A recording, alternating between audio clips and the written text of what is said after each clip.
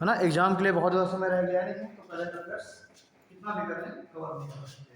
तो आप लोगों को एक एक बुक ले लेनी है करंट, ठीक है, वही बुक ले लेना जिसमें क्या चल रहा है नवंबर लगभग जनवरी से, हाँ, कम से कम कोशिश करना कि जनवरी से लेकर के और जुलाई तक करंट आप लोग पढ़ना 6 महीने का, ठीक है। वैसे तो आपके एग्जाम में जो करंट आएगा वो आएगा लगभग 1 सप्ताह, अप्रैल में जैसे एग्जाम पिछले साल वाला जो अप्रैल होता है उसके बाद लगभग 1 साल के करंट आ जाता है। लेकिन फिर भी अब चूंकि समय है कम, इसलिए कम से कम आपको जनवरी से लेकर के और जुलाई तक ये 6 महीने का करंट तो 100% आपको पढ़ ही लेना है। तो एक आप लोग बुक ले लीजिएगा। एक प्रकाशन है, बहुत बड़ा प्रकाशन नहीं है छोटा प्रकाशन, लेकिन उसकी बुक सही है, युक्ति प्रकाशन की, ठीक है। नया प्रकाशन है, क्या है इसलिए नाम, क्योंकि इसमें क्या है अपडेटेड क्वेश्चन दिए हुए हैं और हर मंथ का क्वेश्चन दिए हुए हैं। तो प्रत्येक मंथ के उसमें 150 से 200 ऑब्जेक्टिव टाइप क्वेश्चन होंगे, ठीक है। टोटल मिलाकर के 6 महीने के हो जाएंगे 1000 से 1200 क्वेश्चन, ठीक। उसको कम से कम 2 बार पढ़ें।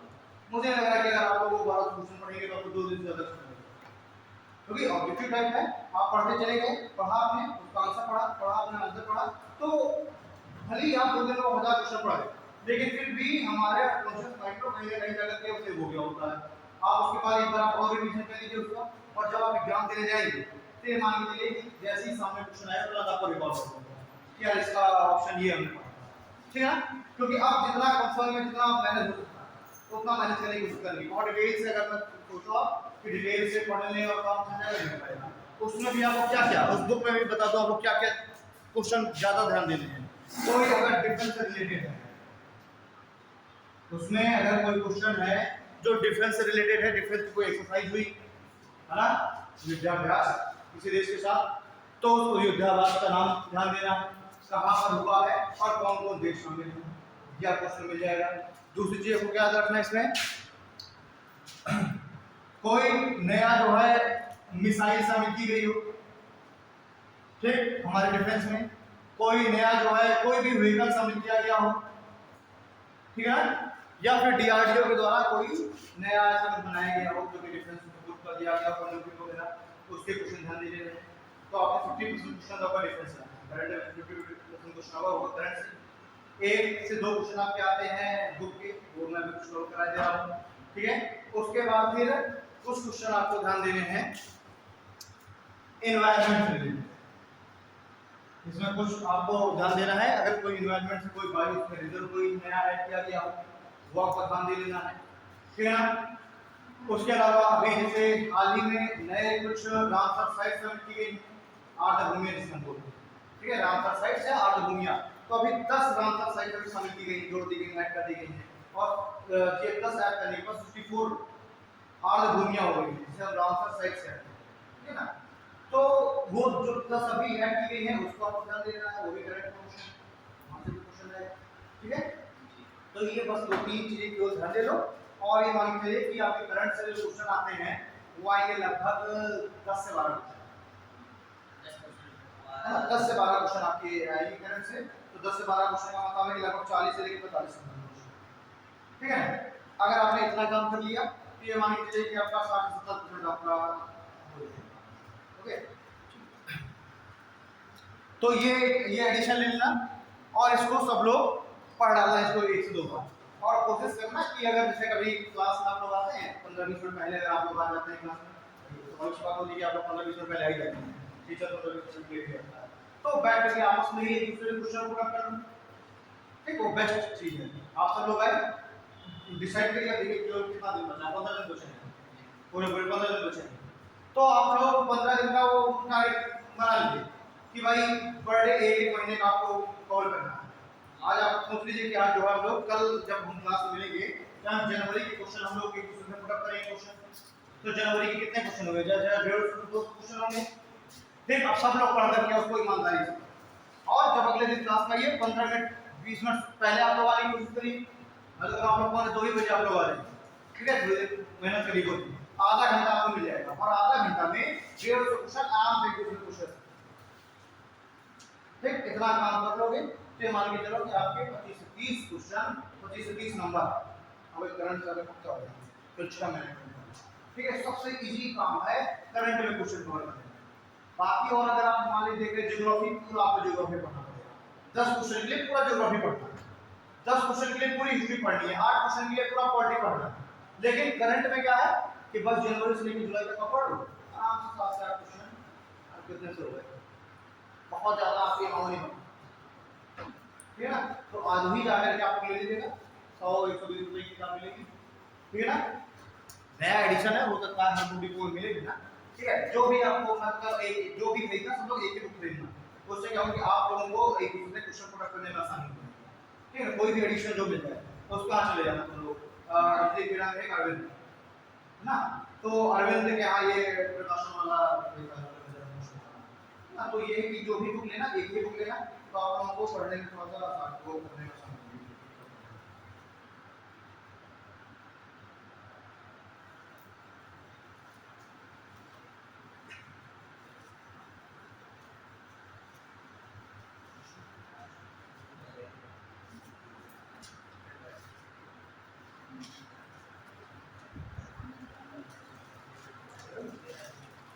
अरे ये जो युक्ति प्रकाश वाला है,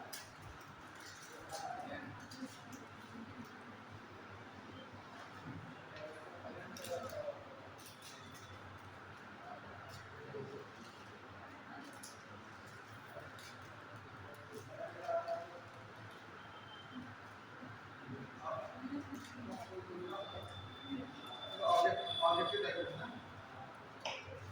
हाँ वो डिस्क्रिप्टिव नहीं चाहिए यार।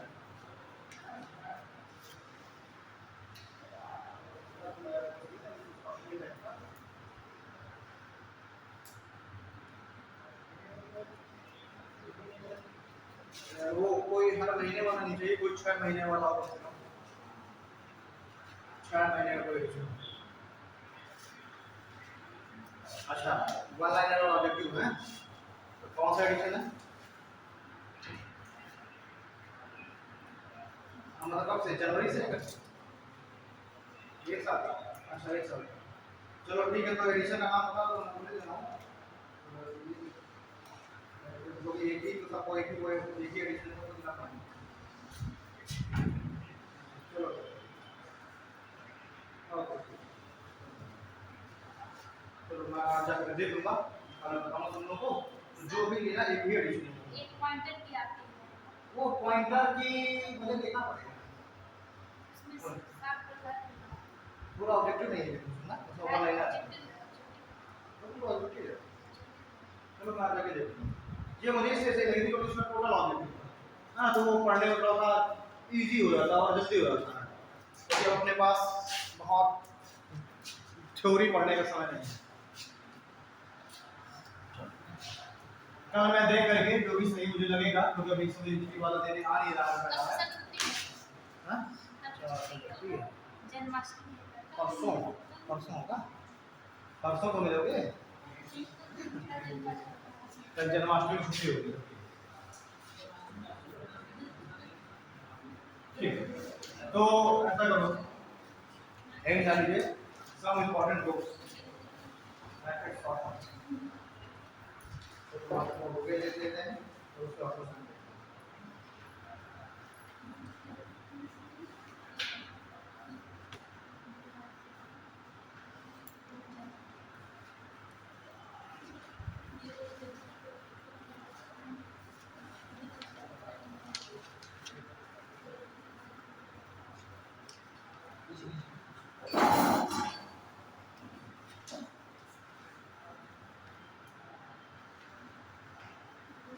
चलिए पहले बुक लिखिए, लैंग्वेज ऑफ द ट्रूथ, उसका नाम है language of the truth,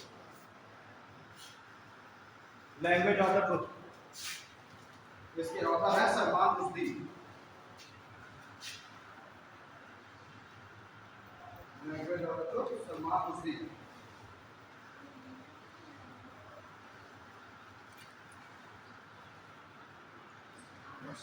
Salman Rushdie, हाँ सलमान रुश्दी,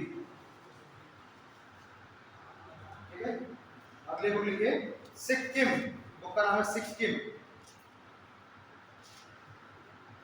ठीक है। यह है प्रीत मोहन सिंह, सिक्किम, प्रीत मोहन सिंह, प्रीत मोहन सिंह, ठीक है।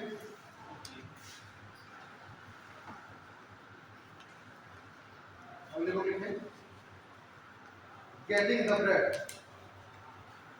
गेटिंग द ब्रेड,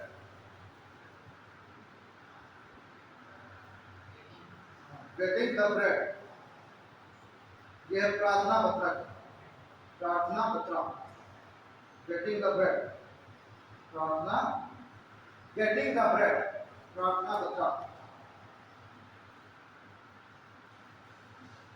ठीक है, प्रार्थना बत्रा हुई। अगले के on board, on board dash करके my years in BCCI, board हाँ ऑन देगा से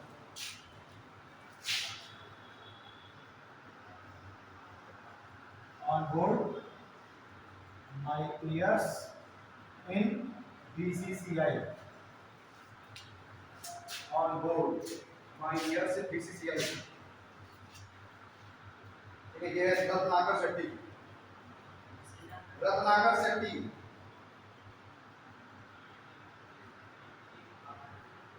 रत्नाकर शेट्टी,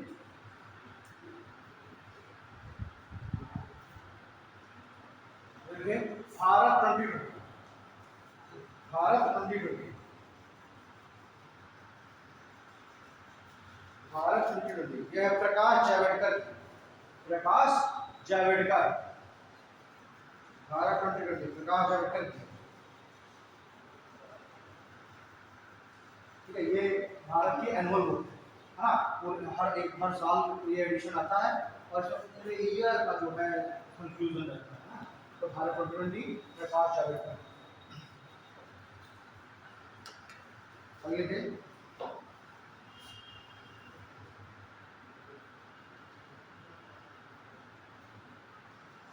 ये एक घटना है, उनकी एक बताएंगी।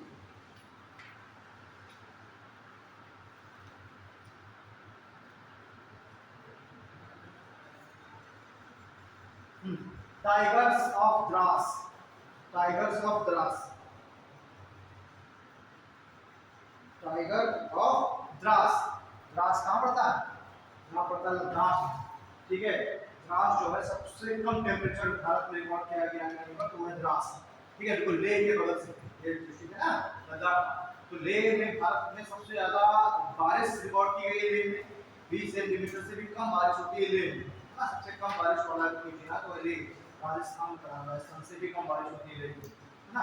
और उसी के बगल में ही है द्रास, जहां पर भारत में सबसे कम टेम्परेचर रिकॉर्ड किया गया है।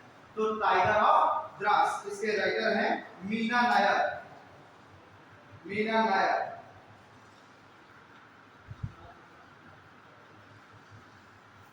Meena Nair,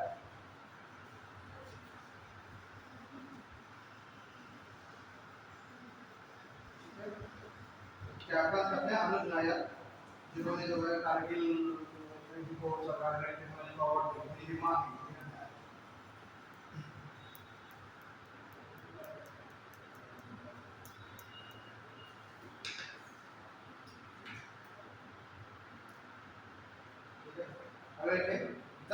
The struggle for police reforms in India, the struggle for police reform in India, the struggle for police reforms in India, यह Prakash Singh, Prakash Singh, the struggle for police reforms in India, Prakash Singh,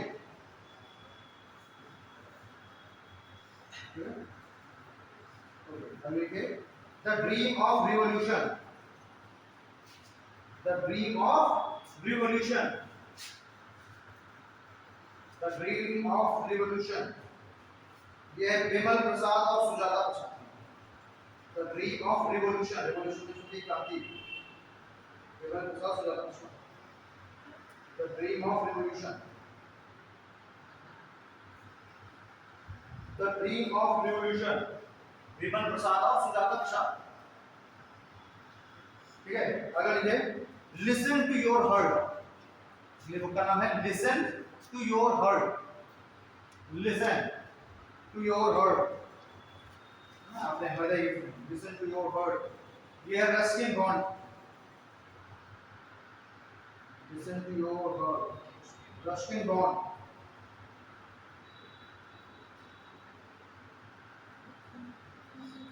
अगली लिखिए a place called home, a place called home, a place called home। यह है प्रीति सिनॉय, प्रीति सिनॉय, SHENOY, Preeti सिनॉय। a place called home, Preeti सिनॉय।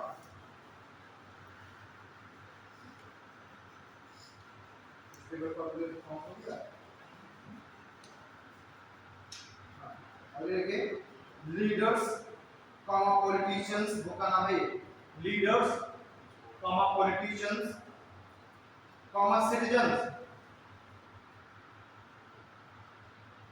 Leaders comma politicians comma citizens. यह है रशीद किदवई, रशीद किदवई नाम है इनका, रशीद किदवई, रशीद किदवई।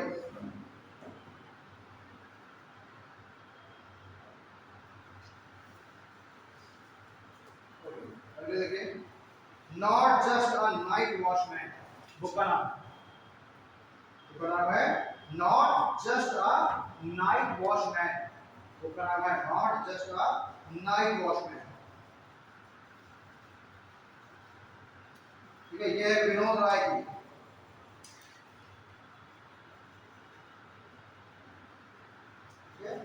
ये जो विनोद राय हैं ये भारत के 11वें कैग हैं, कंट्रोलर एंड ऑडिटर जनरल। ठीक है, कैग लेखा महानिरीक्षक जैसे बोलते हैं। ठीक है, तो ये विनोद राय 11वें नंबर के कैग है भारत के, और पद्म भूषण अवार्डी, पद्म भूषण से इनको सम्मानित किया गया है। तो जो पद्म भूषण है ये भारत का 3rd highest civilian award. First number पर कौन सा? भारत का, फिर पद्म विभूषण, फिर पद्म भूषण और फिर पद्मश्री ना। तो 3rd हाईएस्ट सिविलियन अवार्ड है जो कि आम नागरिक को दिया जाता है। डिफेंस पब्लिक के अलग ही होते हैं कि ये सिविलियन अवार्ड जब आपने देखा होगा उसमें पहले भी समझ बांटे गए।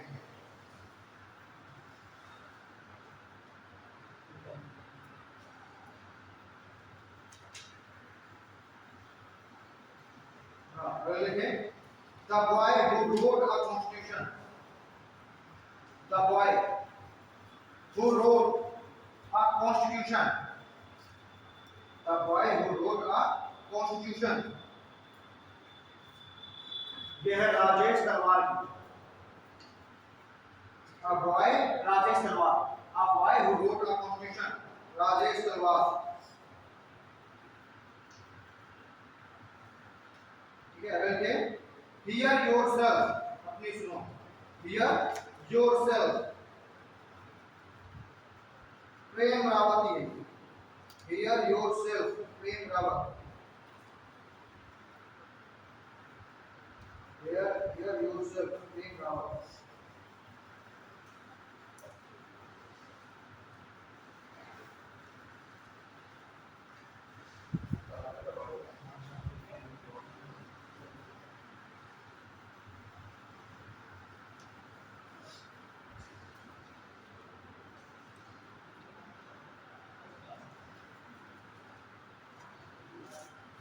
हो गई ना जी, हो गई। आगे लिखे tomb of sand, tomb of sand, tomb of sand, यह Geetanjali Shree, tomb of sand Geetanjali Shree. ये मैं सारी किताबें पढ़ रहा हूं लगभग जनवरी से जो इंपॉर्टेंट बुक्स लॉन्च हुई हैं। टॉम ऑफ सैंड गीतांजलि से, गीतांजलि श्री, गीतांजलि श्री।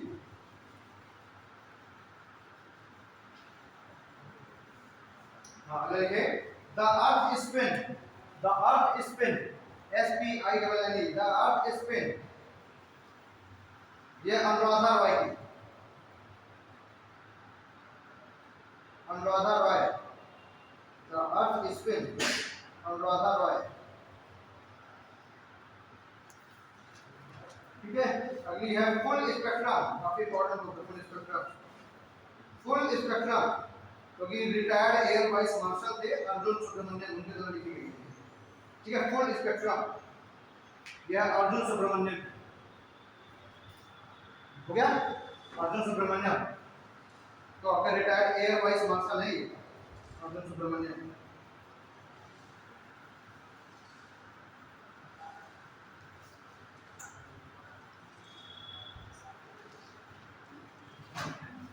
ठीक है, अगले लिखे मोहम्मद हामिद अंसारी की बुक है by many a happy accident. By many a happy accident, by many a happy accident. इसकी है मोहम्मद हामिद अंसारी। वॉइस मैसेज करते हैं ना,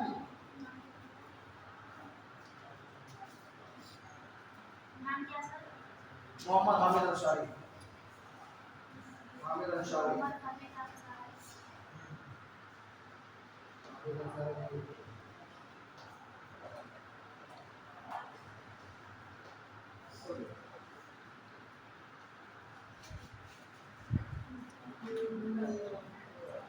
ओके, ये हमेशा की भी बुक है, उसको भी लिख लो। ठीक है, राष्ट्र प्रथम, बुक का नाम है राष्ट्र प्रथम। राष्ट्र प्रथम डैश करके है पूरा नाम उसका बुक का। 82 वर्षों की स्वर्णिम गाथा, 82 वर्षों की स्वर्णिम गाथा। बुक का नाम है राष्ट्र प्रथम, जैसे मूवी का टाइटल होता है तेजाब द टिगर तो वैसे बुक का नाम राष्ट्र प्रथम और उसका टाइटल है 82 वर्षों की स्वर्णिम गाथा। ठीक है, और ये रिलीज किया है अमित शाह, ये अमित शाह की है, अमित शाह। अच्छा ये तो हाँ ये होम मिनिस्टर अमित शाह। ठीक है, ये एक्चुअली बुक है, ये सीआरपीएफ के ऊपर लिखी गई है। हाँ, सीआरपीएफ के एस्टैब्लिश होने के 82 वर्ष होने के ऊपर भी लिखी गई है। सीआरपीएफ की जर्नी और चैलेंजेस और सक्सेस के ऊपर है। Research account of CRPF journey, challenges and success. ये सीआरपीएफ को की गई है, वो बना उनके लिए लिखी गई है और अमित शाह ने।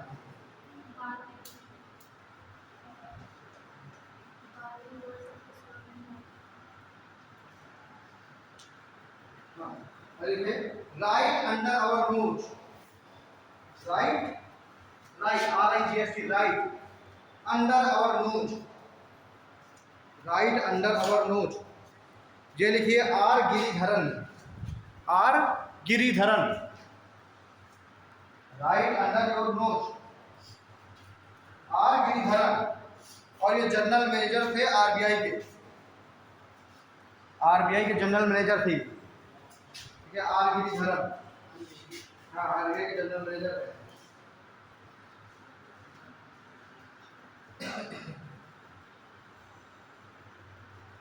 अगले को bye bye corona, bye bye corona, doctor Pradeep Srivastava.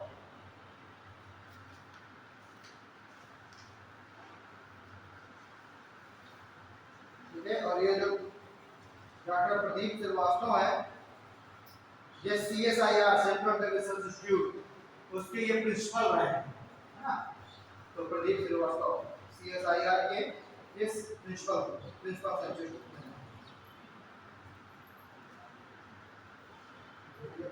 करो ना।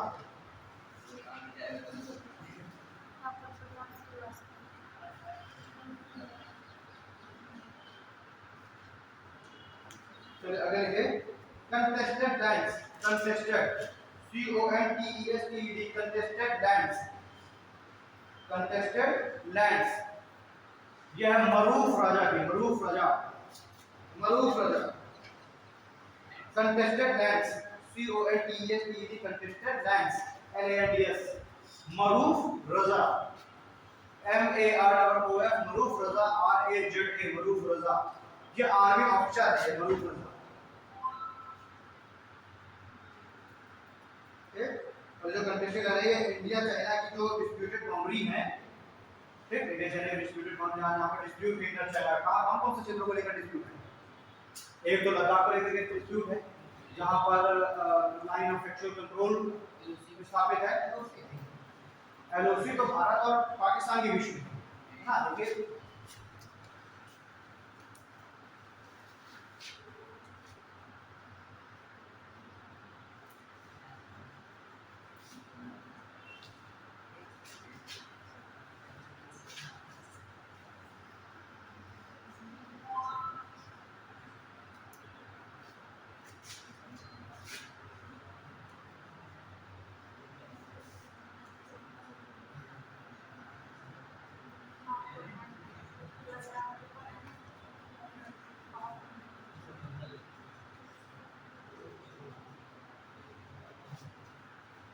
देखो अब जो पाकिस्तान है, पाकिस्तान को हम देख सकते हैं कि पाकिस्तान कहाँ पर है, पूछो भाई।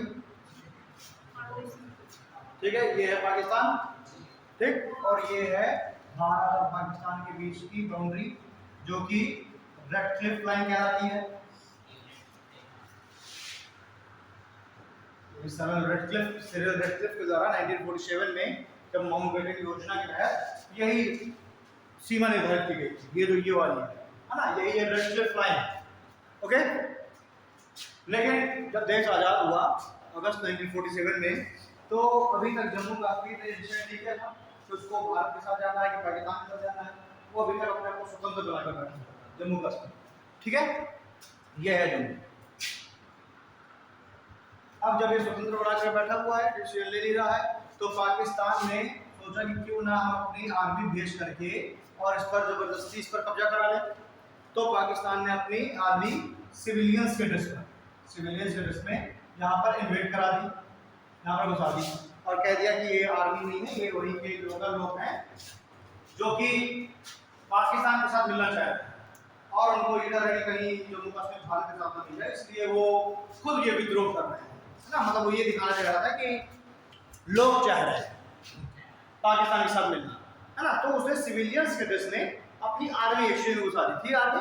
लेकिन ये तो नहीं कह सकता ना कि आर्मी है, ये तो फिर एक इंटरनेशनल मुद्दा हो जाएगा कि भाई कि हमारी ये सीमा है और आपकी आर्मी कैसे घुस गई, ये तो हमारी उसका उल्लंघन हो जाएगा, है ना। तो इसने सिविलियंस ड्रेस से भी अच्छा आम नागरिक के ऊपर कोई ऐसा हो नहीं सकता ना भाई। सिविलियंस अगर वो आर्मी होती तो सीधे सी बात है कि पाकिस्तान उसके लिए रिस्पॉन्सिबल है, लेकिन चूंकि सिविलियंस है तो पाकिस्तान कह रहा है हमें क्या मतलब, हमें नहीं पता कौन है। तो ये अंदर घुसे और घुस करके इन्होंने लूटपाट करना चालू किया, ठीक। और ये आ रहे थे जम्मू तक, यहाँ श्रीनगर, यहाँ जम्मू, ठीक है ना। जम्मू में बैठा हुआ है राजा। अब इनकी पूरी प्लानिंग है कि जम्मू में जाकर के राजा को मार करके और पूरा कब्जा कर लिया जाए, ठीक है। और ये पूरी आर्मी घुसी चली जा रही है यहाँ तक। जब यहाँ तक आ गई तब बाकायदा सरदार वल्लभ भाई पटेल भी बनवाए बैठे हुए पेपर वगैरह, ठीक है ना, कि ये किसी तरीके से बस साइन कर दें कि हमारे साथ मिलना चाह रहे हैं तो ये हमारा फिर हो जाएगा हिस्सा, है ना। और फिर हम उसके बाद फिर इनको यहाँ से हम एक्शन लेंगे। अभी तक क्योंकि जम्मू कश्मीर भारत के साथ मिलने की प्लानिंग नहीं कर चुका, भारत के साथ वो इंस्ट्रूमेंट ऑफ सेटलमेंट को साइन नहीं किया। अगर साइन नहीं किया तो अभी तो जम्मू कश्मीर आ गया है ना देश, हमारा किसी हिस्सा तो है नहीं, तो हम किसी दूसरे देश के मामले में हस्तक्षेप नहीं कर सकते।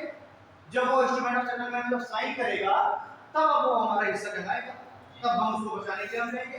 तो बाकायदा पेपर ऊपर रेडी करके बैठे हुए हैं मतलब और देख रहे हैं, फिर नजर बना के बैठे हुए हैं कि लगातार लोग काट करते घुसे चले आ रहे हैं। आप निकल तो ये जो है मिलेंगे ही हमसे आकर के, है ना।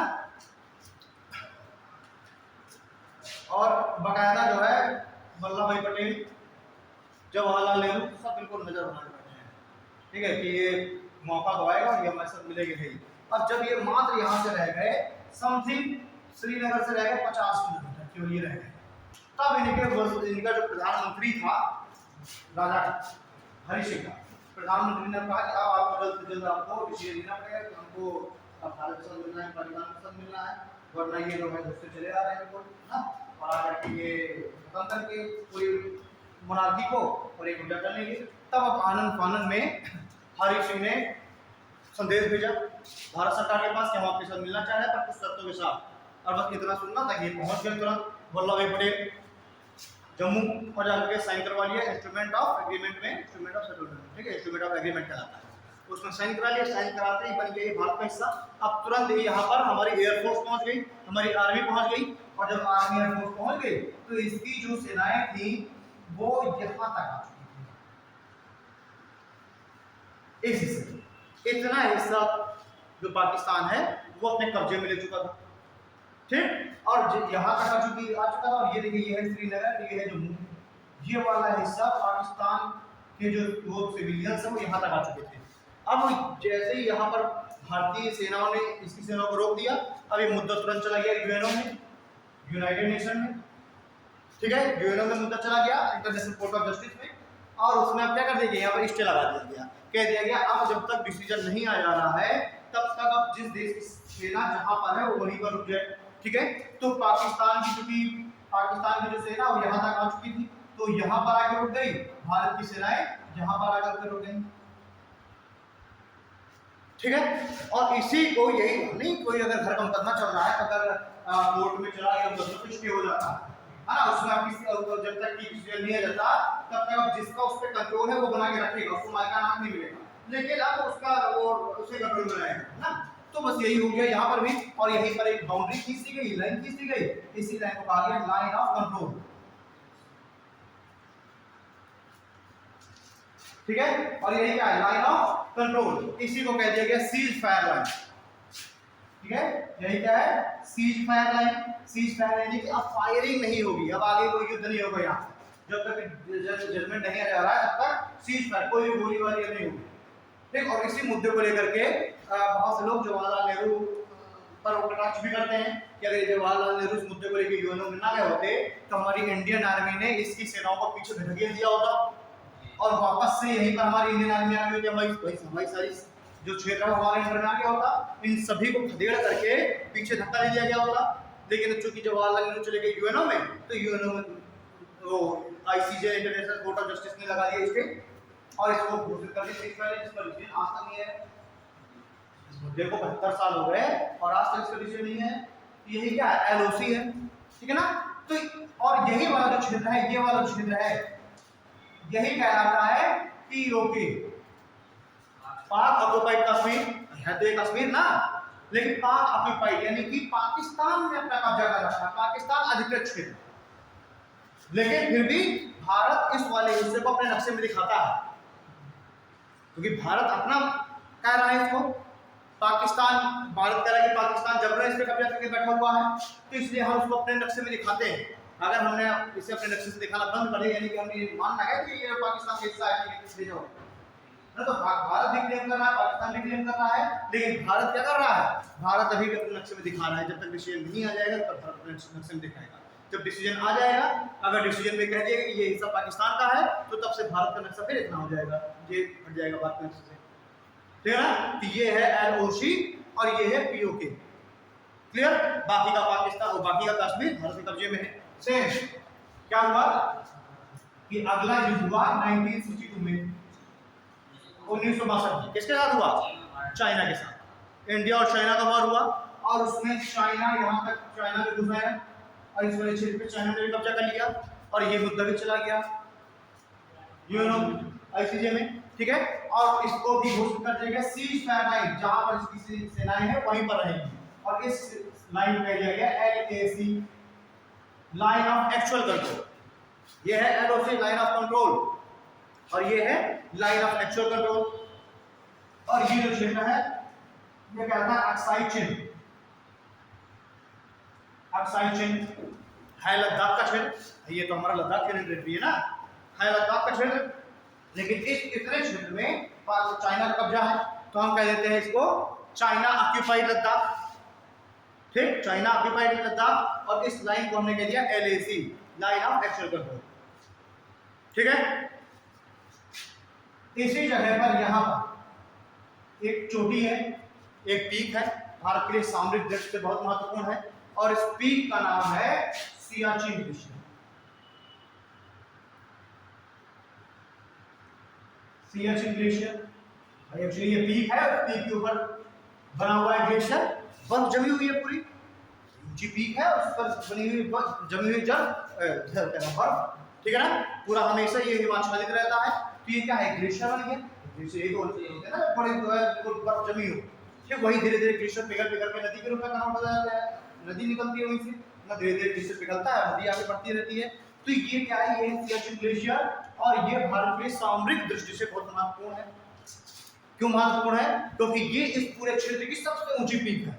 तो इंडियन जो आर्मी है वो यहाँ पर बैठ करके पीओके में भी नजर रख लेती है और अक्साई चिन्ह भी नजर रख लेती है। इसीलिए सर्दी हो, गर्मी हो, बरसात हो, 12 महीना 24 घंटे इंडियन आर्मी यहाँ पर तैनात रहती है इस क्षेत्र पर। एक पहले शुरुआत में क्या होता था कि सर्दियों में, क्योंकि सर्दियों में यहाँ का जो टेम्परेचर है वो -40 डिग्री सेल्सियस से भी नीचे चला जाता है, -40 डिग्री सेल्सियस, ठीक है। और जो सबसे अधिकतम तापमान यहाँ का होता है वो होता है -6 डिग्री सेल्सियस, मतलब अधिकतम भी होता है तो -6 डिग्री सेल्सियस होता है, और न्यूनतम में चला आता है 48 तक, -48 तक, है ना। तो क्या होता था कि सर्दियों में इंडियन आर्मी यहाँ से नीचे उतर आती थी, और जैसी गर्मी स्टार्ट होती थी फिर वही लगभग अप्रैल में इंडियन आर्मी फिर चली आती थी। लेकिन एक बार इंडियन आर्मी नीचे उतरी और जब वापस पहुंची तो पता चला कि पाकिस्तान ने इस पर अपना कब्जा कर रखा है, ठीक है। और तब चलाया गया मिशन मेघदूत, मिशन मेघदूत, और इंडियन आर्मी ने ऊपर बैठी है पाकिस्तान की सेनाएं, वो लक्ष्य मूवी देखिए ऋतिक रोशन, लक्ष्य ऋतिक रोशन, उसमें यही दिखाया गया मिशन मेघदूत, ठीक। पाकिस्तान की सेनाएं ऊपर बैठी हुई है पीक पर। अच्छा, ऊपर बैठ करके निशाना लगाना बहुत आसान है, अब नीचे तुम कैसे पहुंच सकते हो ऊपर? तो इंडियन आर्मी जो है किसी तरह रात के अंधेरों में किसी तरीके से इस पूरे ग्लेशियर को चढ़ी थी, इस पूरे पीक को चढ़ गई थी, ठीक है। और चढ़ करके उसने मिशन मेघदूत चला करके और सियाचिन ग्लेशियर पर कंट्रोल किया था, ठीक है। और तब से फिर आज तक 1998 की आसपास की बात है, और तब से लेकर के आज तक कभी भी इस सियाचिन ग्लेशियर को खाली नहीं छोड़ा गया। और यही कारण है कि जो सियाचिन ग्लेशियर है ये दुनिया का, वर्ल्ड का हाईएस्ट युद्ध क्षेत्र है, वॉर बेस। इतने ऊंचाई पर पूरी दुनिया में किसी भी देश ने युद्ध नहीं लड़ा, इतने ऊंचाई पर कभी हमने युद्ध लड़ा है ना। तो दुनिया का सबसे ऊंचाई पर स्थित युद्ध क्षेत्र है, ठीक है ना। सियाचिन ग्लेशियर सामरिक दृष्टि से बहुत महत्वपूर्ण है। अच्छा, एक चीज और, अगर मान लीजिए इस पर भारत का कंट्रोल न रहे तो हम सभी जानते हैं कि भारत के ऊपर यहाँ पर है उज्बेकिस्तान, वो अलग देश है। अगर मान लीजिए इस सियाचिन ग्लेशियर पर हमारा कंट्रोल छूट जाए तो ये जो पाकिस्तान है सीधे उसको यहाँ से रास्ता मिल जाएगा। भारत तो चाइना क्या कर लेगा, वो सीधे यहाँ से अपना आना जाना स्टार्ट कर देंगे बेहतरीन, और ये वाला हिस्सा पूरा हिस्सा भारत के कंट्रोल से निकल जाएगा। तो यहाँ पर चूंकि सियाचिन ग्लेशियर में भारत का कब्जा है, इसलिए इनका जो सीधा संबंध है ये नहीं बन पा रहा है, ठीक। पाकिस्तान ने एक काम और किया कि इधर वाला ये इतना क्षेत्र है, इतना क्षेत्र इसने लीज पर दे दिया चाइना को,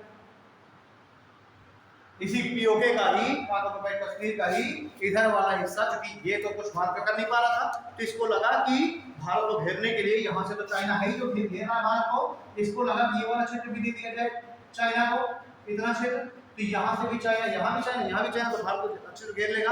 तो उसने ये वाला इतना क्षेत्र दे दिया लीज पर चाइना को, ठीक है ना। तो ये स्थिति है सियाचिन ग्लेशियर, इधर चाइना, इधर हाँ, जिसका कब्जा है पाकिस्तान का, तो वो वाला क्षेत्र भी थोड़ा सा हिस्सा होता है। देखो ये वाला बाकी इतना नीचे वाले हिस्से पर पाकिस्तान का कब्जा है, लेकिन ये इतना हिस्सा इसने दे दिया चाइना को। तब यहाँ भी चाइना, यहाँ भी चाइना, यहाँ पाकिस्तान, है ना, और यहाँ बैठी है इंडियन आर्मी। तो ये सामरिक दृष्टि से बहुत महत्वपूर्ण है। आप लोग समझ भी गए कि ये ऊंचा, चूंकि इस पूरे क्षेत्र का सबसे ऊंचा क्षेत्र है, यहाँ ऊपर से बैठ के इंडियन आर्मी नीचे आराम से नजर रख लेती है। आज का जो 370 का तो यही था, जब हरी सिंह डिसीजन ले नहीं पा रहे थे कि कहाँ शामिल हुआ जाए, और जब फिर उसके बाद जब ये सिविलियंस ड्रेस में जब ये आतंकवादी अंदर घुसने लगे, तब इन्होंने हरी सिंह ने कहा कि ठीक है बात तो सब मिल रहे हैं, लेकिन कुछ शर्तों के साथ, और वो जो शर्तें थी वही है आर्टिकल 370। उन्होंने कहा कि कुछ क्षेत्रों में हमारा सुपरमेसी रहेगी, यानी हमारा ही अधिकार रहेगा। जैसे कहा कि संचार, सेना, विदेशी संबंध, इस पर सेंट्रल गवर्नमेंट जो भारत सरकार है वो हमारे ऊपर, हमारे लिए कानून है, ठीक है। लेकिन लोकल जो भी पुलिस है, ठीक, वहां पर लैंड हो गई, वहां नौकरियां हो गई, इन सब पर उन्होंने कहा कि हम मतलब जो जम्मू कश्मीर है, जम्मू कश्मीर अपनी स्वाधीनता रखेगा ना। यानी जो आर्टिकल 370 है वो जम्मू कश्मीर के लिए अलग प्रावधान करता है, जम्मू कश्मीर को कुछ अलग स्पेशल पावर देता है। इसीलिए आर्टिकल 370 के तहत जम्मू कश्मीर में अलग संविधान भी बना, क्योंकि और किसी राज्य का संविधान नहीं, लेकिन जम्मू कश्मीर का अपना स्वयं का एक संविधान था, ठीक है ना। और उस संविधान के अनुसार ही जम्मू कश्मीर स्टेट था वो चल रहा था, केवल 3 क्षेत्रों को छोड़ के, संचार यानी जो आपके नेटवर्क वगैरह है, इंटरनेट ना, ये सारा जो संचार हो गया, डिफेंस हो गया, ये आर्मी हमारी वहां लगेगी, जम्मू कश्मीर में होगी नहीं, और विदेशी संबंध, इन 3 क्षेत्रों पर इंडियन गवर्नमेंट भारत सरकार कानून बनाएगी, भारत सरकार के अधीन होगी 3 क्षेत्र। बाकी वहां पर नौकरियां, रिजर्वेशन, वहां पर जमीन प्रॉपर्टी खरीदना बेचना, देखो, और बाकी अगर भारत का किसी भी राज्य का आदमी अभी तक वहां नहीं खरीद पा रहा, जब तक आर्टिकल 370 था, कोई भी भारत का आदमी जाकर के वहां जमीन नहीं खरीद सकता था, वहीं के व्यक्ति ही वहां जमीन खरीद सकता था। वहां जो नौकरियां हैं वो नौकरियां वहीं के लोगों को ही जम्मू कश्मीर में नौकरी करने का अधिकार, अगर किसी राज्य का व्यक्ति वहां जाकर सरकारी नौकरी नहीं कर सकता था। तो ये सारी चीज जम्मू कश्मीर राज्य के हैं, उस पर कानून बनाने की पावर सिर्फ जम्मू कश्मीर राज्य की, ठीक है।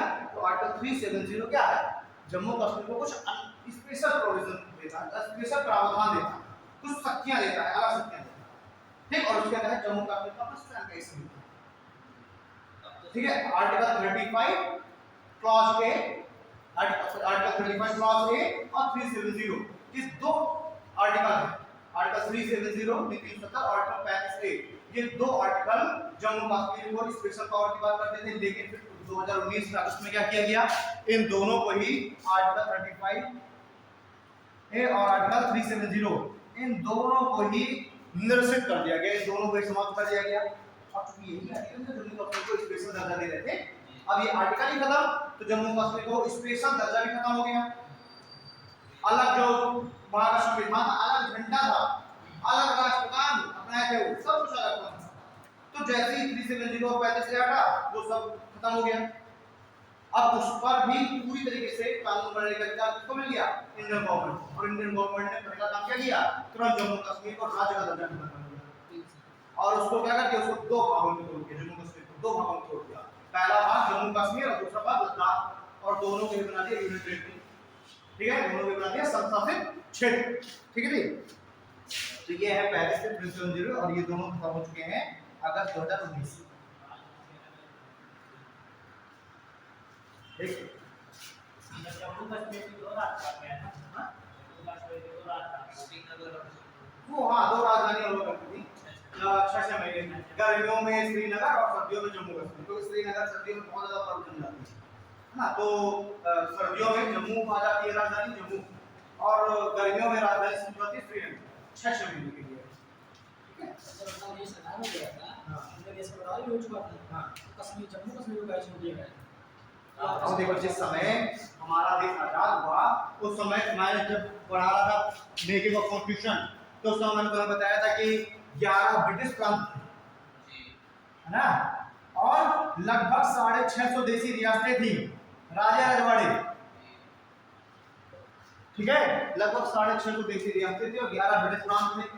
जब देश आजाद हुआ तो भाई सीधी सी बात है कि उसको जो माउंट बेटन योजना जो आई थी या भारत संविधान अधिनियम जो आया था उसमें साफ कहा गया था कि जो देसी रियासतें हैं, इन देसी रियासतें स्वतंत्र होंगी अपने लिए अपना फैसला करने के लिए, ये स्वतंत्र होंगी, चाहे कि भारत के साथ मिल जाए, चाहे वो पाकिस्तान के साथ मिल जाए, और चाहे कि स्वतंत्र रहे। ये बकायदा हमें जब स्वाधीनता दी गई तो स्वाधीनता के समय में स्पेशल प्रोविजन था, एक आर्टिकल था, और हमने उसमें साइन किया, इसलिए हम जबरदस्ती नहीं कर सकते थे, क्योंकि उसमें हमने साइन किया, हमने एक्सेप्ट कर चुके हैं, ठीक है, देसी रियासतें चाहेंगी तो हमें मिल जाए, चाहे तो पाकिस्तान में मिले और चाहे तो स्वतंत्र रहे, ठीक। फिर ये हुआ क्या, अगर ये स्वतंत्र रहे, कौन नहीं स्वतंत्र रहना चाहता, स्वतंत्र रहना चाहते हैं, कि वो अगर सब स्वतंत्र रहे तो एक देश के अंदर भी सैकड़ों देश बन जाएंगे, एक देश का 6.5 छोटे-छोटे देश है, जूम करो, है ना, तो फिर इसका जिम्मेदारी उठाई वल्लभ भाई पटेल ने, और क्या किया, इन सभी का विलय किया आपने, किसी को समझा बुझा के, किसी को क्या देके, है ना, किसी को मंत्री पद देके, कुछ ना कुछ करके सबका क्या किया, सबको विलय दिया, भारत में शामिल होने के लिए रेडी कराया। सबके पास गए, है ना, बातचीत की उनसे, कुछ लाया, जो जिसे समझा उसको समझाया, और क्या किया, साइन कराया एग्रीमेंट में कि ठीक है हम भारत के साथ मिल रहे हैं। 3 ऐसे देशी रियासतें बची। क्या हुआ है? 3 ऐसी देशी रियासतें बची। कौन कौन सी? जूनागढ़, हैदराबाद और जम्मू कश्मीर। ये 3 रियासतें ऐसी बची जो कि कुछ मानने की तैयारी नहीं थी। एक आध हमको स्वतंत्र नहीं रहना है, बाकी सब मान गए हैं। जूनागढ़ गुजरात में, ठीक है, गुजरात की जगह है जूनागढ़। राजा मुस्लिम था, है ना, यहाँ पर जो जनता है वो मोस्टली हिंदू थी और राजा मुस्लिम था। हाँ, राजा तो मुस्लिम और जनता है मोस्टली हिंदू। जम्मू कश्मीर में उल्टा है, जनता है मुस्लिम, राजा है हिंदू, ठीक ना। जम्मू कश्मीर के राजा क्या हुआ? राजा हरि सिंह हुआ क्या था जब हुआ था, वो जब तक जिंदा रहे तब तक उनको अच्छे से बहुत ठीक है। उसके बाद उनके जो बेटे आए वो कांग्रेस में शामिल हो गए, है ना, कांग्रेस के सदस्य बन गए और फिर वो वहाँ पर चुनाव लड़ते थे, है ना। जब वो खत्म हुए फिर वो अगली पार्टी का शासन आ गया, पर वो अभी भी उनके वहाँ पर कायदे चलते हैं, ठीक है। 3 राज्य, जूनागढ़, हैदराबाद और जम्मू कश्मीर। अब जब वो सभी तो मान गए, ये 3 नहीं मान रहे थे। इनमें से जूनागढ़ कह रहा था कि हमको मिलना है पाकिस्तान से, हैदराबाद भी कह रहा है कि हमको मिलना है पाकिस्तान से। अब जूनागढ़ को चलो पाकिस्तान से मिलना है, ठीक है, क्योंकि भाई पाकिस्तान ऑलरेडी यहाँ तक है, तो इतना हिस्सा चलो और जूनागढ़ का भी आ जाएगा, है ना, फिर भी ठीक है। लेकिन हैदराबाद की बात देखो, हैदराबाद नहीं है, और ये कह रहा हमको मिलना है पाकिस्तान में। एक तो पाकिस्तान ये है वेस्ट पाकिस्तान, और ये है ईस्ट पाकिस्तान। कौन सा ईस्ट पाकिस्तान? जो आजकल है बांग्लादेश, ये है ईस्ट पाकिस्तान। पाकिस्तान को 2 हिस्से मिले थे, धर्म के आधार पर पाकिस्तान बना ना, तो जहां मुस्लिम बहुल आबादी थी वो मिले पाकिस्तान को। तो एक तो बंगाल में मुस्लिम बहुल आबादी, बंगाल में मुस्लिम ज्यादा है, तो बंगाल को 2 भाग में बांट दिया गया, ईस्ट और वेस्ट में, है ना। तो ईस्ट वाला जो बंगाल का हिस्सा है आज का जो बांग्लादेश है वो मिल गया पाकिस्तान को, बन गया ईस्ट पाकिस्तान। और पंजाब में मुस्लिम आबादी ज्यादा थी, तो ये वाला जो पंजाब है इसको भी 2 भाग में बांट दिया गया। ये पंजाब है ना, यहाँ पर है आधुनिक पंजाब, तो पंजाब का इतना बड़ा हुआ करता था, पंजाब को भी बांट दिया गया और ये बन गया वेस्ट पाकिस्तान।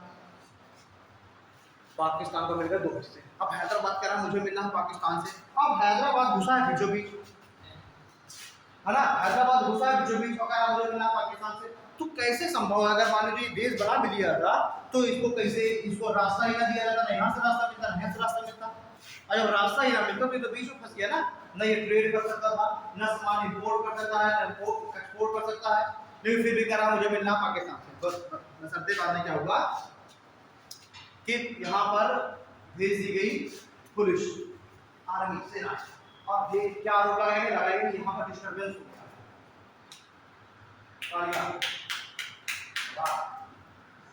इसके लिए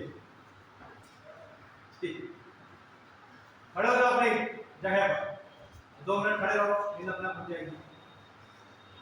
2 मिनट खड़े रहो, नींद भर के खड़े हो, सुनो ना, 2 मिनट खड़े हो, हाँ खड़े हो जाओ, नींद भर जाएगी, बहुत दवाई। ठीक, तो अब यहाँ पर जूनागढ़ में हैदराबाद में भेज दिया गया मिलिट्री को, और आरोप क्या लगाया गया कि जो हैदराबाद है वहाँ पर डिस्टर्बेंस, इंटरनल डिस्टर्बेंस चल रहा है। ठीक, यहाँ का जो राजा है प्रजा के ऊपर अत्याचार कर रहा है, ठीक, और जबरदस्ती सेना भेज करके हैदराबाद को विलय करा दिया आपने, ठीक है, हैदराबाद का विलय हो गया। उसके बाद फिर रही बात जूनागढ़ की, हैदराबाद का किस्सा खत्म, आया जूनागढ़। जूनागढ़ का राजा कहा यहाँ पे मिलेंगे पाकिस्तान से, तो यहाँ की जनता थी वो है मोस्टली हिंदू, तो भारत ने कहा ऐसा करते हैं, हम करा लेते हैं जन्म संग्रह, यानी कि जो जनता है वो जनता से ही पूछ लेते हैं कि कहाँ मिलना चाहिए। तो जनता मोस्टली हिंदू, जनता ने क्या कहा क्या मिलना चाह रहा है भारत के साथ, तो भारत ने कहा ये देखो जनता है, सर्वोपरि क्या जनता है, हमारा संविधान भी कहता है कि हम भारत के लोग भारत के लिए, है ना, संपूर्ण राज्य बनाएंगे, यानी कि मेन जो पावर है किसके हाथ में, जनता के हाथ में। तो हम तो जनता की इच्छा के अनुसार काम करेंगे। तो भारत ने कहा भैया जनता की इच्छा है कि भारत के साथ मिलना है, तो तो जबरदस्ती जूनागढ़ को मिला लिया गया भारत में, क्यों? क्योंकि जनता से होता है। तो पाकिस्तान ने कहा ठीक है यही काम करो फिर जम्मू कश्मीर में।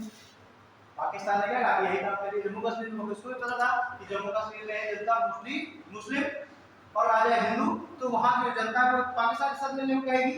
तो जैसे ने कहा कि ये भी यही जन्म से लेकर जम्मू कश्मीर में, तो बात ने कहा कि अभी हम रेडी नहीं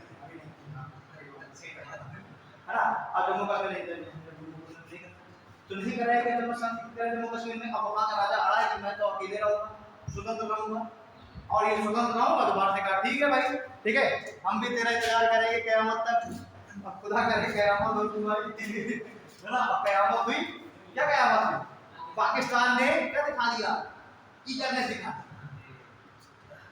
चला अगर पाकिस्तान उस समय तक और शांत रहे तो हो सकता है कुछ और फिर होगी, क्योंकि जो हनी सिंह है उसका रुझान जो था वो पाकिस्तान को ज्यादा, क्योंकि उसकी जनता है वो लगातार प्रेशर बना रही है कि पाकिस्तान के साथ मिलना है। तो हो सकता है कि वो मिल जाता पाकिस्तान के साथ, लेकिन उससे ज्यादा जल्दी गड़बड़ी दिखा दी पाकिस्तान ने। उससे लगा कि हैदराबाद थोड़ा तो भारत बदल चुका है, जम्मू कश्मीर भी हड़प है, ऐसे कोई टिकाबाजी करके, जैसे आप अमित शाह वैसे उसमें वल्लभ भाई पटेल थे, उसने टिकाबाजी कर रहे थे, तो इसने ईगरनेस दिखा दी।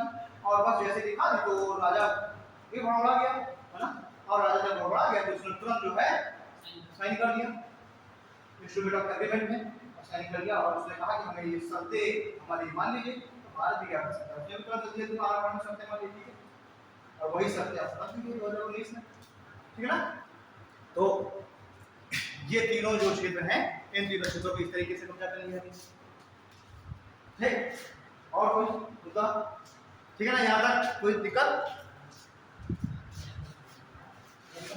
हाँ, वो एक बुक कौन सी लाने वाला मुझे कोई थी? हाँ? अरे अभी लास्ट मैंने कौन सी बुक लिखवाई है? हाँ, कंटेस्टेड लैंड्स, ठीक है। ये कंटेस्टेड लैंड्स यहीं से मुद्दा यहाँ चला गया। ये है भारत और चाइना के बीच की जो बाउंड्री डिस्प्यूट्स हैं उनको लेकर के। तो चाइना और भारत के बीच बाउंड्री देखिए कहाँ डिस्प्यूट है।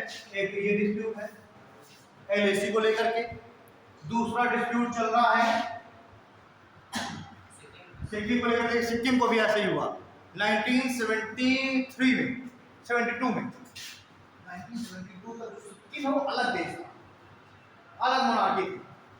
1972 का सिक्किम ने 1972 में सिक्किम ने कहा कि भारत भारत के साथ, ठीक। अब इसके साथ भी समस्या क्या है? सिक्किम हो गया लैंडलॉक कंट्री, यहाँ पर है चाइना और यहाँ पर है इंडिया। अब ये है लैंडलॉक कंट्री, अब इसको सामान मंगाना है तो वहां से मंगाया, पर्वतीय क्षेत्र है, सब्जियां होती नहीं है, एग्रीकल्चर होता नहीं, तो भारत में जानवर, ठीक है। आपको इंपोर्ट एक्सपोर्ट भी करना है। तो अब चूंकि अब ये अलग स्वतंत्र देश तीसरी बात है, तो भारत भी रिस्ट्रिक्शन लगाएगा, चाइना भी रिस्ट्रिक्शन लगाएगा। तो इसको समझ में आ गया कि स्वतंत्र रहना संभव नहीं है, यहाँ के जो राजा होगा समझ में आ गया वो क्या स्वतंत्र जीवन संभव है। तो फिर ये वो कहाँ जुड़ा जाए? तो चाइना के साथ अगर ये चाहता भी जुड़ना तो भी इसकी समस्या सॉल्व नहीं हो सकती, क्योंकि यहाँ पर जो हिमालय है, हिमालय की रेंजेस यहाँ पर ज्यादा ऊंची है, हिमालय की रेंजेस ज्यादा ऊंची है, सिक्किम और चाइना के बीच में ग्रेटर हिमालय पड़ता है। तो अब सिक्किम का तो आदमी चढ़े पूरा इतना बड़ा ग्रेटर हिमालय, और चढ़े तो ऊपर बर्फ में पहले जम जाएगा, फिर बीच उतरे तो बर्फ उसकी पिघले फिर पड़ जाए, ना संभव नहीं, क्योंकि बड़ी बड़ी रेंजेस, ऊंची रेंजेस है ना। तो अब सिक्किम भाई देखिए, सिक्किम के ऊपर यही बना नाथुला पास, अभी मैं यहाँ पर हो गया है ना, नाथुला और जलकला, नाथुला और जलकला दो दर्रे हैं जहां से हो करके चाइना के साथ इंपोर्ट एक्सपोर्ट होता है, ठीक है। केवल वही दो रास्ते हैं। तो अब ये जो सिक्किम चाहता भी पाकिस्तान के चाइना के साथ जोड़ना तो भी इसके लिए थोड़ा सा टिपिकल था, क्योंकि इतनी ऊंची रेंजेस हैं, ज्यादा इजी था इंडिया के साथ जोड़ना, ठीक है। क्योंकि इंडिया की तरफ से जो यहाँ का जो टेरेन है वो थोड़ा सा इजी है, इतनी ऊंची रेंजेस नहीं है, इसलिए इसने 1972 में कह दिया कि हमें इंडिया के साथ जोड़ना है। और इंडिया ने क्या कर लिया, इस क्षेत्र को अपना घोषित कर दिया, अपना अधिकृत क्षेत्र बना लिया, और हमारा जो भाग 2 है सिटीजनशिप, नागरिकता, वो नागरिकता उसमें भी एक प्रावधान है नागरिकता संबंधी कि अगर भारत किसी क्षेत्र पर अपना कब्जा कर ले या उसको अपने अधीन कर ले तो उसकी जनता को स्वतः ही भारतीय नागरिकता मिल जाएगी। 5 तरीके से नागरिकता मिलती है, जनने के आधार पर, ठीक है। एक तो आप पैदा हुए हैं तो आपकी नागरिकता होगी, वंश के आधार पर आपके माता पिता में से ये आपकी 13 जनरेशन में से कोई एक अगर भारत का नागरिक है तो आपको नागरिकता मिल जाएगी। तीसरी नागरिकता पंजीकरण के द्वारा आप भारत में निर्धारित समय तक आप रहेंगे, ठीक, 12 सालों तक आप भारत में रहेंगे। आप भारत में रहेंगे तो आप रजिस्ट्रेशन करा लेंगे तो आप क्या हो गया, आपकी नागरिकता हो गई, ठीक है। हाँ, बात ठीक है। आप लेकिन इसमें भी कंडीशन है कि लास्ट जिस साल आप आवेदन कर रहे हैं उसके जस्ट 1 साल पहले पूरा 1 साल आपको भारत में रहना है। बाकी के अगर 11 साल में से आपको 181 दिन भारत में रहना है ना। मान लीजिए आप बाहर गए तो आपके 20 बच्चे तो नहीं है ना, तो ये थोड़ा 12 साल तो नहीं बस कर रहे हैं, यहाँ वीजा ले आए, रह रहे हैं लगातार, वीजा बढ़ाते जा रहे हैं, वीजा बढ़ाते जा रहे हैं, लेकिन फिर भी 181 साल, हर साल का 181 दिन आप भारत में हैं। लेकिन अंतिम जो 1 साल है पूरा 1 साल को तब आप क्या करेंगे, आप रजिस्ट्रेशन के द्वारा नागरिकता प्राप्त करेंगे। और जो एक है देशीकरण के द्वारा, देशीकरण के द्वारा कैसे, आपने किसी मान कोई आदमी है तो किसी इंडियन लड़की से विवाह कर ले, महिला से विवाह कर ले, कोई महिला है वो इंडियन पुरुष से विवाह कर ले, तो इस आधार पर भी नागरिकता मिल जाएगी। 4 आधार हो गए। और 5वां आधार है वो ये जो क्षेत्र है, इस क्षेत्र के किसी क्षेत्र पर भारत कब्जा करे, भारत में विलय करे, विलय के द्वारा, विलय द्वारा नागरिकता, है ना। तो सिक्किम को भारत ने क्या कर लिया, 1972 में सिक्किम को भारत ने विलय कर लिया। और विलय कर लिया तो यहाँ पर मोनार्की चल रही थी, राजशाही खत्म हो गई, डेमोक्रेसी स्टार्ट हो गई, भारत का क्षेत्र बन गया, ठीक है ना। और 75 में अब पहले जब सिक्किम को ऐड किया तो इसको बनाया गया यूनियन टेरिटरी। 75 में इसको बना दिया गया स्टेट, राज्य। अभी भी आ जाएंगे, अब वो मोनार्की वाली थी, राजमहल वगैरह थी, अब राजा वगैरह तो नहीं है, लेकिन रॉयल फैमिली भी है ना, उनके नाती पोते भी हैं, हाँ, लेकिन अब वो उनका वो सम्मान है, जो आगे जो चलता है सम्मान करती है, ये हमारे राजा हैं, बाकी अब उनको कोई पावर नहीं है, ठीक है। बाकी अब तो स्टेट बन गया, वहाँ भी भगवान भी है। अमेरिका में सर नागरिकता पाने के लिए ठीक है, अमेरिका में देखिए, अमेरिका में थोड़ा सा हमारे यहाँ से ज़्यादा टफ होता है, ठीक। उन लोगों ने ये जो पंजीकरण है और टिपिकल कर रखा है, और टफ कर रखा है, शादी वाला जो प्रावधान है इसको भी टफ कर रखा है, ठीक। हमारे यहाँ शादी अगर आपने किसी भारतीय महिला शादी करनी है तो फिर आपको इसी 5 से 6 साल में अपना रुपये मिलेगा। हाँ, हमारे यहाँ है सिंगल सिटीजनशिप। अगर आपने स्वतः से जाकर के अमेरिका की नागरिकता आपने ग्रहण कर ली तो अपने आप आपकी भारतीय नागरिकता समाप्त नहीं होगी। भारत सिंगल सिटीजनशिप पर चलता है, ठीक है। एक तो ये सिंगल सिटीजनशिप यहाँ दो बातें, एक तो सिंगल सिटीजनशिप है कि आपके पास केवल भारतीय नागरिकता होती है, ना कि आपके पास उत्तर प्रदेश की। सिर्फ आप अगर भारतीय नागरिक है तो आप पूरे भारत के किसी भी राज्य में आप जाएंगे, आप भारतीय नागरिक रहेंगे। लेकिन अमेरिका में डबल सिटीजनशिप है, वहां पर 50 राज्य, अमेरिका में 50 राज्य, ये 50 जो राज्य हैं ये आपस में कॉन्ट्रैक्ट के द्वारा आपस में जुड़े हैं। भारत के राज्य आपस में कॉन्ट्रैक्ट के द्वारा नहीं जुड़े। भारत कहलाता है यूनियन ऑफ स्टेट्स, राज्यों का संघ, ठीक है ना, और वह यूनाइटेड स्टेट्स, ठीक है। यानी राज्यों ने आपस में क्या कर रखा, कॉन्ट्रैक्ट कर रखा, जो रखा है, यानी कि जो अमेरिका को हम कह सकते हैं अविनाशी राज्यों का विनाशी संघ। अमेरिका क्या कहते हैं, अमेरिका को कहते हैं अविनाशी राज्यों का विनाशी संघ, यानी राज्य खत्म नहीं हो सकता, चाहे तो सुलभ हो सकता है। अगर वहां के स्टेट चाहे तो स्टेट क्या हो जाएंगे, तुरंत अलग हो जाएंगे और जो यूनाइटेड स्टेट्स है खत्म हो जाएगा, टूट जाएगा। तो जो अमेरिका है वो है अविनाशी राज्यों का विनाशी संघ, यानी जो राज्य है वो ज्यादा पावरफुल। स्टेट कंपैरिजन में हर राज्य की अपनी अपनी सुप्रीम कोर्ट, यानी वहां पर टोटल कितने सुप्रीम कोर्ट हैं, 51। 50 सुप्रीम कोर्ट तो हो गई स्टेट्स और 1 सुप्रीम कोर्ट हो गई सेंट्रल की। जो कि हम क्या है, हमें यूनियन ऑफ स्टेट्स, यानी हम है राज्यों का एक संघ है, ठीक है, यूनियन ऑफ स्टेट्स, ठीक, यूनियन ऑफ इंडिया। तो ये क्या है, भारत जो है वो है अब विनाशी राज्यों का अविनाशी संघ, विनाशी राज्यों का अविनाशी संघ, यानी संघ का विनाश नहीं हो सकता, चाहे तो राज्यों का विनाश हो सकता है, राज्य टूट सकते हैं, राज्यों की सीमाएं बदल सकती हैं, एक राज्य छोड़ के 2 नए राज्य बना सकते हैं, किसी राज्य का विलय किया जा सकता है, उसकी सीमाएं परिवर्तित की जा सकती हैं, नाम परिवर्तित किया जा सकता है, यानी केंद्र अखंड है, राज्य चाहे तो टूट सकते हैं, अमेरिका में जस्ट टूटा, ठीक है। तो अमेरिका में डबल सिटीजनशिप है, वो एक मान लीजिए राज्य है न्यूयॉर्क, तो जो व्यक्ति होगा वहां का नागरिक होगा वो यूएसए की भी नागरिकता लेगा और न्यूयॉर्क की भी नागरिकता लेगा। अब अगर न्यूयॉर्क का नागरिक चला जाए, पेंसिल्वेनिया चला जाए, टेक्सास चला जाए, तो उसको टेक्सास का नागरिक नहीं कहा जाएगा, उसको कहा जाएगा ये न्यूयॉर्क का नागरिक है ना। ठीक, तो वहां पर हर राज्य की अपनी अपनी नागरिकता, जो कि भारत में ऐसा कुछ नहीं। भारत में केवल अभी तक जम्मू कश्मीर के अलग प्रावधान था, अब वो भी खत्म हो गया। क्लियर? ठीक, तो 5 तरीके से नागरिकता ग्रहण की जा सकती है। ठीक है, ये भी देखिए बस जो जहां क्वेश्चन आएगा वो ऐसे ही आएगा कि नागरिकता ग्रहण करने के आधार पहले 5 राज्यों को बता दिए। जन्म के आधार पर अगर आपका जन्म भारत की सीमाओं के भीतर हुआ है तो आपको नागरिक मान लिया जाएगा। वंश के आधार पर आपके 3 जनरेशन में से कोई भी एक, दादा दादी, उनके माता पिता या तुम्हारे माता पिता में से कोई एक अगर भारत का नागरिक है तो तुम्हें नागरिकता मिल जाएगी।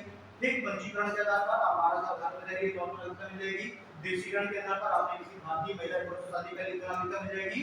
और अधिकृत क्षेत्र के आधार पर किसी क्षेत्र पर अधिकार के लिए भारत ने अपने विलय के लिए तो नागरिकता मिल जाएगी। 5 आधार नागरिकता खत्म होने के भी 3 आधार है ना। नागरिकता खत्म होने के भी 3 आधार है। कौन कौन से? एक तो अगर आपने जब पंजीकरण आपने कराया था अपना, या फिर आपने जब विवाह किया था उस समय आपने जो डॉक्यूमेंट्स आपने प्रस्तुत किए वो अगर गलत थे तो आपकी नागरिकता खत्म हो जाएगी। ठीक, पंजीकरण के समय, विवाह के समय आपने जो डॉक्यूमेंट प्रस्तुत किए थे वो अगर डॉक्यूमेंट गलत पाए गए तो आपकी नागरिकता खत्म हो जाएगी। एक आधार। दूसरा आधार, अगर आप स्वतः से अपनी नागरिकता छोड़ दें, ठीक है ना। और तीसरा आधार है कि अगर आपने किसी अन्य देश की नागरिकता ग्रहण कर ली तो आपकी नागरिकता खत्म हो जाएगी। तो 3 आधार है नागरिकता खत्म होने के। 5 आधार मिलने के, 3 आधार खत्म होने के। सिटीजनशिप ठीक है। आर्टिकल 5 से लेकर के आर्टिकल 11 तक यही कहानी है, अलग अलग आर्टिकल में अलग अलग। ठीक है, ओके। हाँ, तो एक तो देखिए ये विवाद चल रहा है, दूसरा विवाद ये चल रहा है सिक्किम को लेकर के, और तीसरा विवाद चल रहा है अरुणाचल प्रदेश इस बाउंड्री को। ठीक है, तो 3 क्षेत्र है भारत और चाइना के बीच डिस्प्यूटेड, लद्दाख, सिक्किम और अरुणाचल प्रदेश। ठीक है ना। अरुणाचल प्रदेश में जो तवांग वाला क्षेत्र है वो चाइना उसमें अपना क्लेम करता रहता है। चाइना ने यहाँ पर अपनी जो है इसमें भी काफी अंदर तक चाइना घुसा है। ठीक है, वही 1962 के वॉर के समय। ठीक है, और इस वाले क्षेत्र पर चाइना अपना क्लेम कर रहा है, भारत उसको कह रहा है कि हमारा वापस कर दो। यहाँ पर चाइना ने अपनी बस्ती भी बसा दी है, गांव भी बसा दिया चाइना ने, ये दिखाने के लिए देखो यहाँ पर हमारे लोग रह रहे हैं बहुत लंबे समय से। ये दिखाने के लिए यहाँ पर अपनी बस्ती बसाना चालू कर दिया है चाइना ने। अगर बस्ती बच जाएगी तो किसी बात में कहेगा हमारे जो गांव है हमारे लोग रह रहे हैं। ठीक है ना। तो ये तीन क्षेत्रों को चल लेके चल रहा है विवाद। ये हो गया भारत और चाइना के बीच डिस्प्यूट कंटेस्टेड लैंड। ओके, अब ये मुद्दा कंप्लीट हो गया आपका, और कुछ एक आध बुक और लिख लेते हैं। हो गया। आगे लिखिए queen of fire. Queen of fire, queen of fire.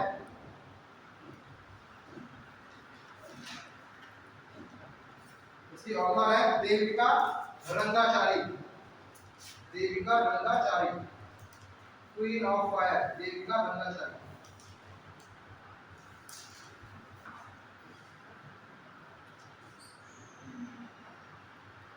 ठीक है, अगले लिखे crunch time. Crunch, CRUNCH, crunch time. Crunch time, इसके ऑथर हैं doctor Shriram Chaulia. Chaulia, CHAULIA, Shriram Chaulia. Crunch time, हाँ चौलिया, CHAULIA, श्रीराम चौलिया।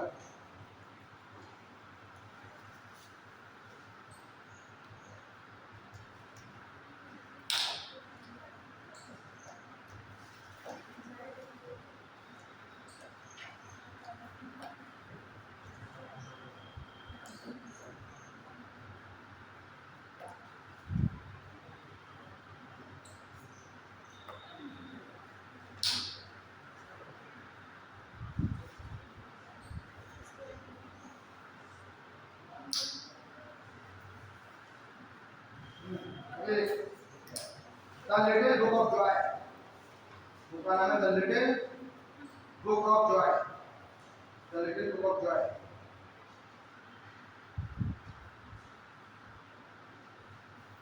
ये लिखी है दलाई लामा, दलाई लामा और डेस्मोंड टुटू, दलाई लामा और डेस्मोंड टुटू, DESMOND, डेस्मोंड टुटू।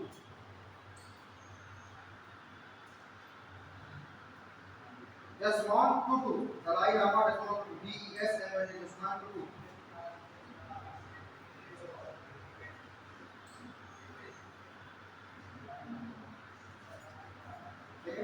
और जो दलाई लामा है, आपको पता है कि जो दलाई लामा कौन होते हैं, तो जो तिब्बत है, और ये बुद्धिस्ट, ये कौन है, ये बौद्ध मॉन्क है, तिब्बत में रह रहे थे। चाइना ने जब तिब्बत में कब्जा किया अपना, तिब्बत अलग देश, ठीक है, तिब्बत अलग देश था, चाइना और भारत के बीच में है तिब्बत, यहाँ पर है तिब्बत की लोकेशन, तो ये है तिब्बत, ये है तिब्बत, हाँ, काफी बड़ा था तिब्बत, तो तिब्बत प्लेटिव भी था सब तिब्बत।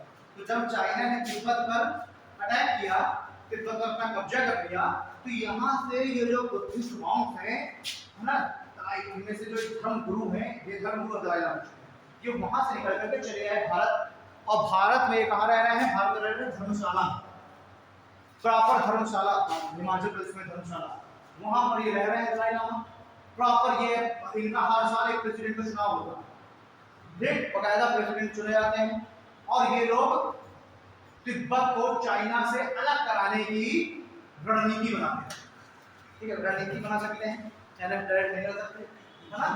दलाई लामा कब से रह रहे हैं, और यही एक मुद्दा है भारत और चाइना के बीच डिस्प्यूट का। चाइना कह रहा है कि दलाई लामा को संरक्षण दीजिए, क्योंकि उसको पता है कि दलाई लामा क्या कर रहा है, चाइना के खिलाफ मूवमेंट्स चला रहे हैं, है ना, तिब्बत को स्वतंत्र बनाने के लिए। तो चाइना भारत से कह रहा है कि दलाई लामा को अपने शरण मत दीजिए, भारत कह रहा है कि नहीं, हम शरण देंगे। तो बकायदा धर्मशाला को इन्होंने अपनी कैपिटल बना रखी है, प्रॉपर प्रेसिडेंट का चुनाव है, प्रॉपर उनकी पार्लियामेंट है वहां धर्मशाला में, बकायदा बैठक होती है इनकी कि किस तरीके से हमें मूवमेंट आगे चलाना है, तो बैठक होती है ना। ये 14 नंबर पे दलाई है, देखिए दलाई लामा एक्चुअली में दलाई लामा नाम नहीं, दलाई लामा एक पोस्ट धर्मगुरु, हमारे यहाँ कहिएगा महंत, है ना, शंकराचार्य जैसे हमारे नाम है शंकराचार्य, ठीक, मुस्लिमों में जैसे कि मौलवी होते हैं, तो इसी तरीके से एक्चुअली जो दलाई लामा है नाम नहीं है, दलाई लामा एक्चुअली में क्या है, दलाई लामा एक्चुअली में पोस्ट बुद्धिस्ट मॉन्क है, यानी बौद्धों के जो धर्मगुरु हैं, सर्वोच्च धर्मगुरु हैं, वो है मतलब उसको कहते हैं दलाई लामा। और इस समय जो दलाई लामा है वो 14 नंबर पे, और उनका नाम भी लिखो, ठीक है, उनका नाम है Tenzin Gyatso, Tenzin TENZIN, Tenzin Gyatso, GYATSO, Tenzin Gyatso, GYATSO, Tenzin, तिब्बती नाम है तेंजिन ग्यात्सो, TENZIN, तेंजिन ग्यात्सो। ये है वर्तमान में दलाई लामा है ये, और कौन सा नंबर के हैं, 14 नंबर के, 14वें नंबर के, देखोगे देखो टीवी में दलाई लामा, है ना, भगवा से किसी को पहने रहते हैं, है ना, तो वो दलाई लामा 14 नंबर के हैं, फिर दलाई लामा की एक जोड़ी, है ना, और एक नंबर है, ठीक है। कितने टोटल बुक हुए इधर, सचिव भारत के साथ मिल सकते हैं, हां, भारत के साथ मिल आप कैसे मिल जाएंगे जब वो चाइना से पता कब्जा कर रहा है, पहले जब तो नहीं जाते, आप चाइना ने तिब्बत का कब्जा कर रखा, चाइना कह रहा है कि हमारा है, चाइना से कैसे लड़ लेंगे, चाइना से कैसे लड़ लेंगे, 600 चार प्रतिशत कितने तो है,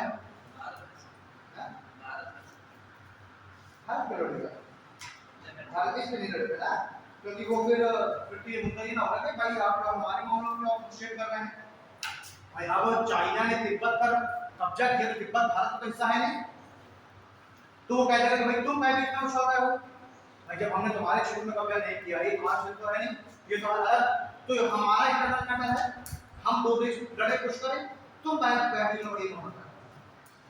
और भारत कह चुका है ऑलरेडी, भारत ये कमिटमेंट करता है कि हम किसी के बीच में किसी के मैटर में पड़ेंगे, भारत नहीं करता। जब बांग्लादेश का जब ये मुद्दा आया 1971 में, जो ईस्टर्न पाकिस्तान वाले थे वो मांग करने लगे कि हमको पाकिस्तान से अलग करो, हमें अलग देश बनना है, तो पाकिस्तान एक्चुअली जो दिखे, ये है ईस्टर्न पाकिस्तान, ये है वेस्टर्न पाकिस्तान, जो सुपरमेसी थी वो थी वेस्टर्न पाकिस्तान की, जो सरकार जो बन रही थी उसमें वेस्टर्न पाकिस्तान के ज्यादा लोग थे। डिफेंस में, आर्मी में वेस्टर्न पाकिस्तान के लोग, यानी कि जो पूरी जो सुपरमेसी है वो थी वेस्टर्न पाकिस्तान। ईस्टर्न पाकिस्तान को इन्होंने कुछ मान ही नहीं रहे थे, था अकेले का हिस्सा। लेकिन जो पूर्वी पाकिस्तान है, पूरी पाकिस्तान को निगलेक्ट करे, ना उनको राजनीति में शामिल कर रहे थे, ना आर्मी में शामिल कर, कुछ नहीं। इनको केवल क्या कर रहे थे, बस इनको एक तरीके से जो नौकरियां वैसे ही 4th ग्रेड वाली उसमें बैंक शामिल कर रहे थे। ठीक है, यानी कि जो जो दोनों रहे मुस्लिम हैं, लेकिन जो उधर पंजाब वाले जो मुस्लिम हैं वो अपने आप को ज्यादा सुप्रीम मानते हैं। कहते थे जो बंगाल वाले मुस्लिम हैं वो कन्वर्टेड मुस्लिम हैं, वो प्योर मुस्लिम नहीं है, इसलिए इनको ये भेद दृष्टि में देखते थे। तो पूर्वी पाकिस्तान के जो लोग हैं वो सोचते थे कि हमें यार कुछ ये लोग बोल दे ही रहे हैं, हमारा कोई मतलब तो है नहीं, हमें निगलेक्ट माने, ये कहने लगे कि हमको आप स्वतंत्र कर दीजिए। तो यहाँ पर स्वतंत्रता के लिए कई सारे संगठन बन गए पूर्वी पाकिस्तान में, और उन्हीं में से एक संगठन का नाम था मुक्ति वाहिनी। एक संगठन बन गया और संगठन क्या नाम था, मुक्ति वाहिनी। और मुक्ति वाहिनी क्या कर रहा था, जो पाकिस्तानी जो फोर्सेस है, जो पाकिस्तानी जो सरकार है, उस सरकार से मुक्ति वाहिनी अपनी स्वतंत्रता की मांग कर रही थी। ठीक है, अब मुक्ति वाहिनी के पास चूंकि ना अस्त्र शस्त्र है, ना पैसा, कुछ नहीं है, तो उन्होंने ये मांग की भारत सरकार से। वही सरकार, भारत सरकार ने फिर डायरेक्ट सहायता नहीं कर थोड़ी भी, लेकिन भारत सरकार ने फिर भी क्या किया, इनडायरेक्टली मुक्ति वाहिनी की सूचना को अपने यहाँ भारत बुलाया, उनको ट्रेनिंग दिया, उनको हथियार दिया, पैसा दिया, सब दिया, लेकिन इनडायरेक्टली। क्योंकि अगर आप खुलेआम देंगे तो फिर भी एक मैटर ना बनेगा कि भाई आप हमारे इंटरनल मैटर में क्यों हस्तक्षेप कर रहे हैं। ठीक, तो इस मुद्दे को लेकर पाकिस्तान साथ नहीं हो रहा, लेकिन भारत हाथों में हमारे इंटरनल मैटर में हस्तक्षेप कर रहा है, तो भारत ने साइलेंटली इनको मुक्ति वाहिनी सदस्यों को ट्रेन करना चालू किया, पैसा हथियार सब देना चालू किया, वहां जाओ ताकि तुम लड़ो, डरना तुमको है, लेकिन पर्दे के पीछे हम वहां सपोर्ट कर रहे हैं। और यहाँ पर जब मूवमेंट चले और फिर हुआ चुनाव 1971 की शुरुआत में जब चुनाव हुआ, तो उस चुनाव में जो मुजफ्फर रहमान, आज जो वहाँ की प्रधानमंत्री है शेख हसीना, इनके जो पिता है, ठीक है ना, मुजफ्फर रहमान, ये जो है इनकी पार्टी जीत गई, इनकी पार्टी सबसे ज्यादा वोट पाई, सबसे ज्यादा सीटें निकाली गई। ठीक है, इनका जो 50% सीट चाहिए थी सरकार बनने के लिए, तो 50% एक से ज्यादा कहीं अधिक सीटें कौन ले आए, मुजफ्फर रहमान की पार्टी। मुफ्ती वाहिनी का एक संगठन बन गया, जैसे आज के बहुत सारे संगठन आप सुनते हैं, बहुत सारे नहीं, जैसे कि यार कायदा हो गया, ये सारे संगठन जो चाहिए थे, नक्सली संगठन कौन चल रहा है, कायदा चल रहा है ना, और बहुत सारे आतंकी संगठन चल रहे हैं, ऐसी संगठन था मुफ्ती वाहिनी। इसको पाकिस्तान ने तो इसको आतंकवादी संगठन बोल रखा था ना, लेकिन जो मुजफ्फर रहमान की जो पार्टी है वो लड़ी चुनाव और वो आगे बहुमत थी, तो सरकार बननी चाहिए थी उन्हीं की, और प्रधानमंत्री बनना चाहिए था मुजफ्फर रहमान को। लेकिन जिस दिन उनको शपथ लेना उसके एक रात पहले पाकिस्तान की जो सेना है उसने कर दिया धक्का पलट और आई ईस्टर्न पाकिस्तान, और मुजफ्फर रहमान को गिरफ्तार कर लिया और गिरफ्तार करके डाल दिया जेल में। और जो सेना का जो अधिकारी था, जनरल है ना, सेना प्रमुख बैठ के रख दिया और स्वयं को क्या घोषित कर दिया, धक्का पलट। तो मुजफ्फर रहमान जीतने के बावजूद सरकार का है। उसके बाद फिर चला वहां मूवमेंट चला, तेज मुक्ति वाहिनी ने कि भाई चूंकि मुक्ति वाहिनी का नेता हमारे मुजफ्फर रहमान को, तो उन्होंने मुजफ्फर रहमान को रिहा कराने के लिए मुक्ति वाहिनी ने अपना विद्रोह पेश कर दिया, और अब भारत ने मुक्ति वाहिनी को सपोर्ट करना शुरू कर दिया। जानता सब कोई, अमेरिका पाकिस्तान भी जानता था कि भारत सपोर्ट कर रहा है, लेकिन प्रूफ नहीं था कुछ, और इस बात के लिए भी पाकिस्तान को खफा खफा घूम रहा था भारत से। और फिर पाकिस्तान ने क्या कर दिया, फिर से जल्दबाजी की, और 3 दिसंबर 1970 को पाकिस्तान ने भारत के बहुत सारे जो एयरफोर्स स्टेशन थे उन पर बमबारी चलाई। ठीक है ना, देखिए पूरी तैयारी, ये सबको पता था कि आज नहीं तो कल युद्ध होना ही होना। इंदिरा गांधी ने भी, जो उस समय हमारे आर्मी के जो चीफ थे है ना, उनको